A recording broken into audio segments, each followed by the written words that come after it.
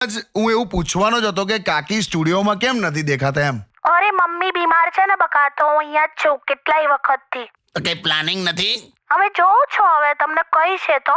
બાકી તમારે કેવું ચાલે છે, બધું ઓકે? એટલે નાનું મોટું ઘરમાં જ ચાલ્યા કરે. હમણાં નળ બગડી ગયેલો, પછી કર્યો, જાતે રિપેર કર્યો. તમને આવડે જ બધું? બે એવું જોઈ લે. હવે એક આપણે મિડલ ક્લાસ માણસની અંદર છે ને, એક થોડોક મિસ્ત્રી રહેતો હોય, થોડો ઇલેક્ટ્રિશિયન હોય, થોડો પ્લમ્બર પણ જીવતો હોય, થોડો ડોક્ટર હોય, થોડો મિકેનિક, બધું જ હોય. હા બધું જ હોય, પણ જમવાનાનું શું કરો છો પછી? પેલા લોજમાંથી મંગાવો છે રોજ? ના, લોજમાંથી તો નહીં. હવે આ નિમિષા ખરી ને, કોણ નિમિષા? કેમ આપણી સામેવાળી નિમિષા, હા તો એટલે જમવાનું તો નિમિષા આપી જાય છે 3 ટાઈમ. તમને જમવાનું નિમિષા આપી જાય છે? અને બહુ સરસ બનાવે છે. તું નહીં માને, 3 ટાઈમ જમવાનું તો આપી જાય. અને પાછી એવું પણ કે તમને કે અડધી રાત્રે પણ મારી જરૂર પડે ને તો મને યાદ